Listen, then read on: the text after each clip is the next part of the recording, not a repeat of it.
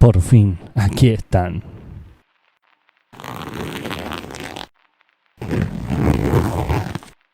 Los encontré en mi neceser epistémico. Un conjunto de conferencias, entrevistas, charlas de epistemólogos y epistemólogas de todas las épocas. Estos papeles creí haberlos perdido, pero aquí están. Creo que es momento de desempolvarlos. Es hora de que el resto del mundo oiga las propias palabras de los grandes pensadores, lo que tienen para decir sobre la filosofía de la ciencia. Permítanme servirme un trago.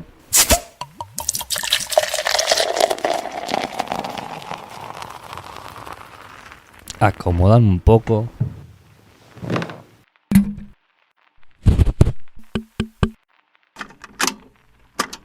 Y escuchen lo que tienen para decir.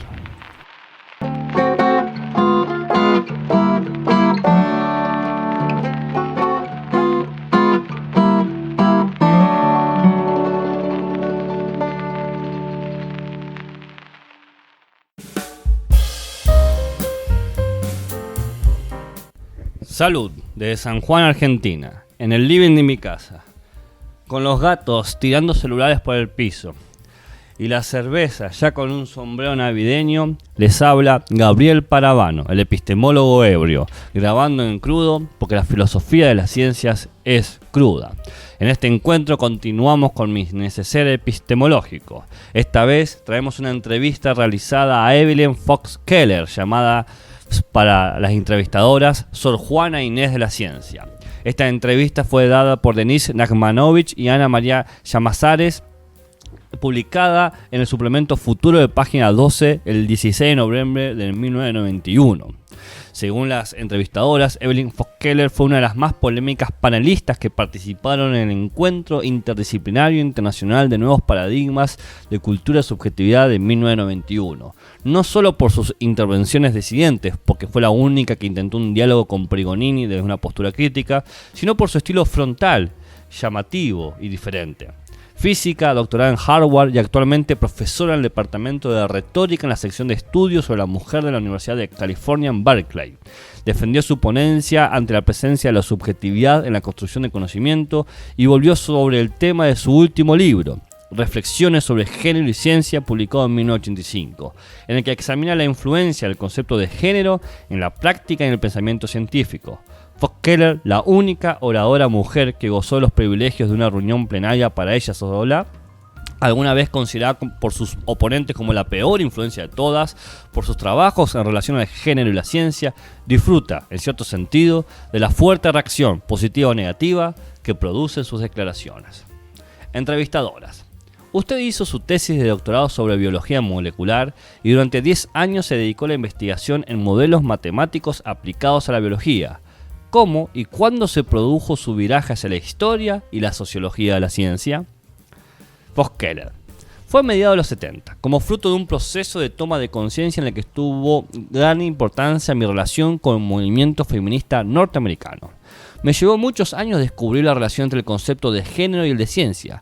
Llegar a reconocer, diría más, a poder ver cómo los atributos clásicos de la ciencia, racionalidad y objetividad, son concebidos como masculinos y como contrapartida, aquellas características consideradas como femeninas, emotividad y subjetividad, son excluidas como no científicas. Tal vez por la fuerza histórica que tiene la identificación objetivo igual masculino, la mayoría de las mujeres investigadoras deben realizar un esfuerzo por negar o sumergir la contradicción normativa y el conflicto personal que esto implica para ellas. Mi propia historia es un ejemplo en este sentido. Hay una pregunta básica que la crítica feminista formula a la concepción clásica de la ciencia. ¿Cómo es posible que la racionalidad científica pueda verse al mismo tiempo como masculina e impersonal? ¿Cómo puede ser que el pensar objetivamente, definido como un pensamiento exterior al sujeto, puede ser al mismo tiempo asumido como pensar del hombre? Hasta que pude plantearme que esta cuestión tan paradójica podía algo ser más que una enunciación falsable o verificable y que en cambio constituía un nudo problemático merecedor del más profundo análisis, debí realizar un cambio crítico en mi conciencia. casi adquirir otra identidad aparte de la de ser una mujer científica. Tuve que comprender que en el mundo no son solo las cosas materiales las que tienen fuerza y poder, sino también las ideas, las creencias e incluso las palabras. Solo entonces reconocí que la popular asociación entre ciencia, objetividad y masculinidad no estaba referida exclusivamente a las capacidades individuales de las personas, sino en cambio a una conciencia colectiva, que formaba parte de un conjunto de creencias cuya existencia real no estaba en los cuerpos sino en las palabras, y que era el lenguaje lo que garantizaba la capacidad de modelar aquello que los hombres y mujeres individuales debían o no debían pensar y hacer. Mucha gente piensa que esto, cuando hablamos de género, estamos hablando de hombre y mujer. Creen que lo femenino y lo masculino es algo que está en nuestros cuerpos, pero no es así. Lo femenino y lo masculino está en todos lados, está en la cultura, no es algo que se encuentra en el cuerpo de las mujeres o en el cuerpo de los hombres, sino que ha sido algo proyectado dentro de los cuerpos. Por este motivo pienso que conviene usar los términos masculino y femenino entre comillas, y que es necesario profundizar al máximo el análisis sobre las relaciones entre el lenguaje y nuestra forma de ver al mundo. Pero volviendo a la pregunta, mi viraje comienza con el análisis de cómo actúa la categoría de género en el discurso científico, pero esto solo fue el punto de partida imprescindible para abordar la idea de que la ciencia es una empresa colectiva de carácter social e histórico. Entrevistadoras. Usted ha trabajado extensamente sobre la relación entre el lenguaje y el conocimiento científico. ¿Podría comentarnos las conclusiones fundamentales de su investigación en este campo? Fox-Keller. El lenguaje es un mediador, una vía de transmisión en la cultura, en la ciencia y de la ciencia en la cultura. Muchas veces escuchamos que los científicos dicen: dejen a los datos hablar por sí mismos. El problema reside en que, obviamente, los datos nunca hablan por sí mismos. Es prácticamente una verdad de perogrullo que los datos requieren interpretación. Y para que una interpretación tenga significado, para que sea inteligible para más de una persona, debe formar parte de una comunidad que tiene una práctica común. Una comunidad en la cual el significado de los términos y de la relación entre esos términos y los objetos a los que aluden es compartido por sus miembros. En resumen, la interpretación requiere un lenguaje común en la ciencia y en cualquier otra actividad. Compartimos el lenguaje significa compartir un universo conceptual. Y esto quiere decir mucho más que conocer los nombres correctos para referirse a los objetos. Quiere decir conocer la sintaxis en la cual uno puede exponer sus puntos de vista y hacer preguntas. Y mucho más importante aún, quiere decir estar de acuerdo respecto a qué preguntas son legítimas y qué puede aceptarse como una respuesta con sentido. Entrevistadoras. Usted se ha referido a un proceso personal en el cual su vinculación con el feminismo jugó un importante papel. ¿Podría hacernos un comentario más amplio sobre los aspectos en que se relaciona la teoría feminista con la historia de la ciencia? Fox-Keller. Es justamente a través de la introducción del concepto de género acuñado por la moderna teoría feminista. Este concepto, a medida que se fue utilizando, ha demostrado cada vez más ser una herramienta epistemológica poderosa. Diferenciar el concepto de género del clásico concepto de sexo y aún oponerlos es de alguna forma una elaboración de las famosas palabras de Simone de Beauvoir, quien dijo que una no nace, sino que más bien se hace mujer. Al hablar de género se alude a los significados sociales, políticos e históricos, por lo tanto, variables que adquieren las categorías de lo femenino y lo masculino más allá de lo biológico, esfera para la que queda reservada el término sexo. Así, la teoría feminista permitió reconocer la persistencia de ciertas dicotomías presentes en la ciencia y en el pensamiento común en general, que oponen como antagónicos y al mismo tiempo jerarquizan ciertos atributos asociándolos como la relación masculino-femenino. Por ejemplo, lo público versus lo privado, lo político versus lo personal, la razón versus el sentimiento, lo objetivo versus lo subjetivo y el poder versus el amor.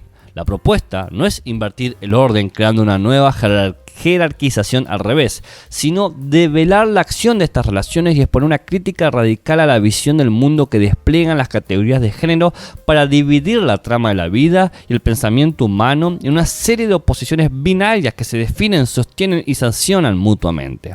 De esta manera, el feminismo ensancha nuestra comprensión de la historia, de la filosofía y de la sociología de la ciencia, al incluir bajo su lente justamente aquellos dominios de la experiencia humana que en el pasado fueron relegados a la mujer, esto es, lo personal, lo emocional, lo sexual.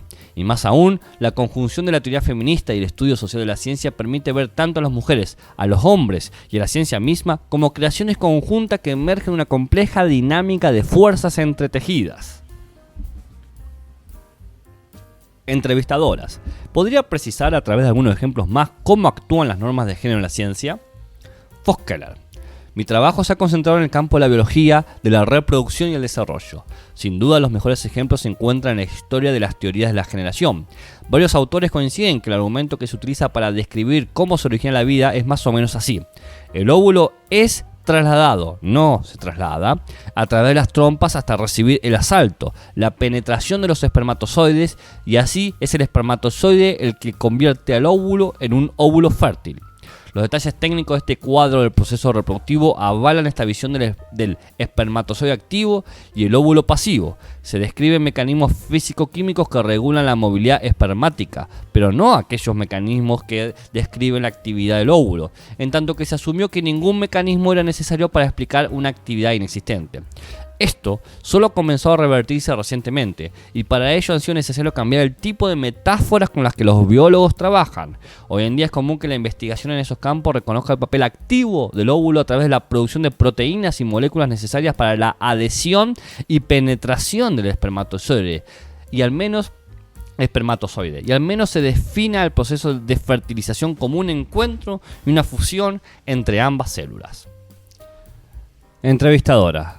Para concluir, ¿cómo se relaciona la identificación de las pautas genéricas con el reconocimiento y la defensa de la subjetividad en la construcción del conocimiento científico? Voskeller. El virtual silencio en la mayor parte de la comunidad académica, al menos la no feminista, ha mantenido la asociación histórica entre la masculinidad y objetividad en el pensamiento científico. Esto me sugiere que el tema tiene el rango de un mito al que no se puede o no se debe examinar seriamente. Su carácter mítico lo hace a la vez autoevidente y sin sentido. Al pertenecer al dominio del conocimiento común del que todos participamos, nadie dudaría de que el asunto es así y por tanto no necesita ser puesto en duda. Por otra parte, al caer fuera de las fronteras del conocimiento formal y afirmar algo chocante y contrario a la supuesta neutralidad emocional y sexual de la ciencia, este cuestionamiento carece de sentido. Pero no examinar los mitos, donde quiera que estos sobrevivan, les preserva su potencia subterránea. Los mitos afectan nuestro pensamiento sin que nos demos cuenta, y en la medida en que no somos conscientes de esto, nuestra capacidad para resistir y contrarrestar sus efectos se ve inhabilitada. Muchas gracias.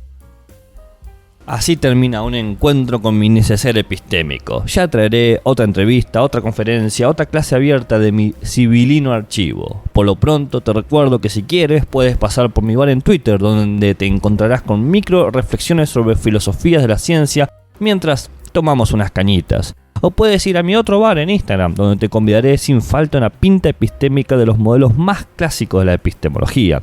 Y si lo tuyo es descansar, tengo mesones por todo el barrio: Facebook, Google Podcast, iVoox, Spotify, Apple Podcast y YouTube, en donde tendrás algún maní filosófico, unas papas críticas y unas Scottish epistemológicas para chuparse los dedos que van por la casa. Salud y buenas ciencias.